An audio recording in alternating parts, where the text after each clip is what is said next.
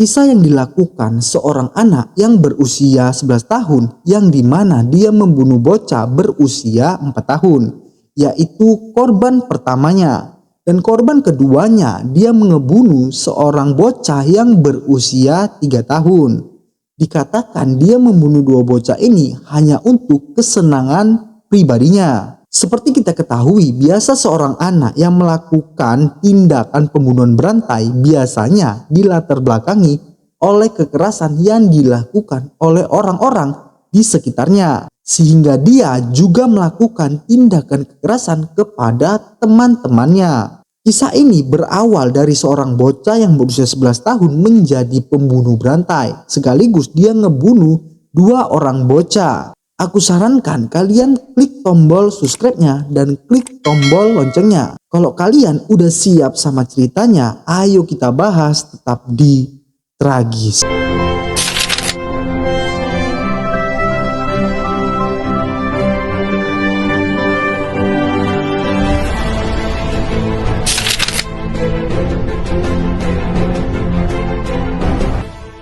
Pada tahun 1968, kisah ini terjadi di negara Inggris. Seorang bocah berusia 11 tahun melakukan pembunuhan pertamanya saat dia berusia 11 tahun. Dalam kedua kejadian tersebut, dia memberitahu korbannya bahwa dia sakit tenggorokan sebelum dia mencekik para korban-korbannya. Seorang bocah ini bernama Mary. Mary lahir dari seorang ibu yang bernama Betty. Pekerjaan Ibu Mary adalah sebagai wanita malam. Kemudian Betty menikah dengan seorang pria yang bernama Billy. Diketahui kehidupan rumah tangga kedua orang tua mereka dikatakan sudah dalam keadaan hancur dan tidak baik-baik saja. Mary mengatakan bahwa ibunya juga pernah mencoba ingin membunuhnya pada beberapa kesempatan. Dan dia bersaksi bahwa dirinya sering mengalami pelecehan seksual. Awal pembunuhan yang dilakukan Mary pertama terjadi pada 25 Mei 1968, sehari sebelum dia ulang tahun ke-11 tahun. Dikatakan dia ngebunuh seorang bocah yang bernama Martin Brown yang berusia 4 tahun yang ditemukan tewas di sebuah rumah kosong. Mary melakukan tindakan pembunuhan dengan cara mencekik bocah tersebut, tapi di sini yang membuat kasus ini bikin heran dan membuat kasus ini hilang gitu aja. Bagaimana mungkin Mary yang seorang bocah 11 tahun yang cengkramannya itu masih tidak cukup kuat untuk ngebunuh bocah yang berusia 4 tahun.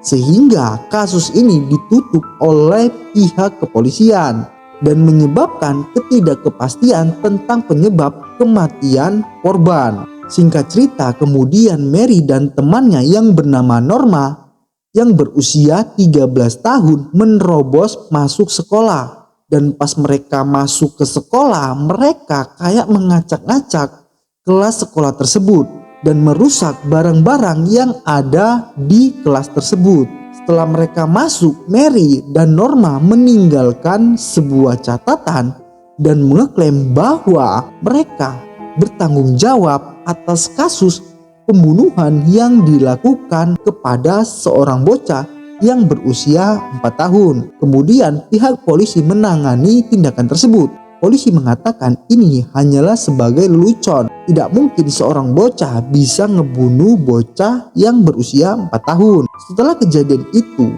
lagi-lagi Mary melakukan pembunuhan pada tanggal 31 Juli 1968. Mary melakukan pembunuhan ini untuk kedua kalinya. Kali ini Mary ngebunuh bocah itu nggak sendirian. Dia ngebunuh bocah itu dengan seorang bocah yang bernama Norma. Kemudian Mary melakukan dengan cara yang sama mencekik seorang bocah yang bernama Brian Howe yang berusia 3 tahun. Lalu pada saat dia sudah melakukan tindakan tersebut, dia meninggalkan jasad itu di rumah kosong yang sebelumnya juga ditemukan bocah juga. Lebih sadisnya lagi, sebelum mereka meninggalkan TKP, Mary pada saat itu kayak mengukir huruf M dengan sebuah gunting di perut bocah yang ia bunuh pada saat itu. Tapi kesadisan Mary ini tidak berhenti sampai di situ. Dia juga memotong sebagian rambut korban dan menyayat-nyayat kakinya. Kemudian juga dia memutilasi alat kelamin korban tersebut. Setelah jasadnya ditemukan, lalu korban yang meninggal ditemukan itu diotopsi oleh pihak rumah sakit.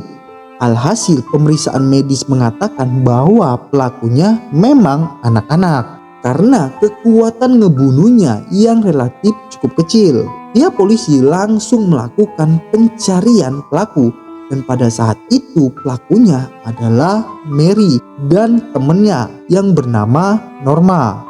Ternyata surat yang ditulis Mary bukan sebuah lelucon, tapi memang benar-benar dia adalah pelaku sebenarnya.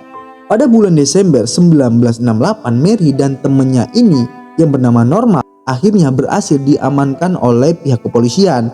Dalam persidangan, Norma mengatakan bahwa dirinya sempat memohon-mohon agar Mary berhenti menyakiti seorang bocah yang ia bunuh. Tetapi Mary tidak menghiraukan perkataan dari Norma. Norma juga mengaku bahwa Mary meminta dirinya agar tidak membocorkan pembunuhan ini kepada siapapun atau Mary akan membunuh Norma. Lalu Mary dipenjara, dihukum selama 12 tahun penjara. Ketika dia bebas pada tahun 1980-an, Mary sudah berusia 23 tahun. Karena Mary termasuk dalam kategori di bawah umur saat melakukan pembunuhan tersebut, ketika Mary bebas dari hukumannya, dirinya pun diberikan nama identitas yang baru.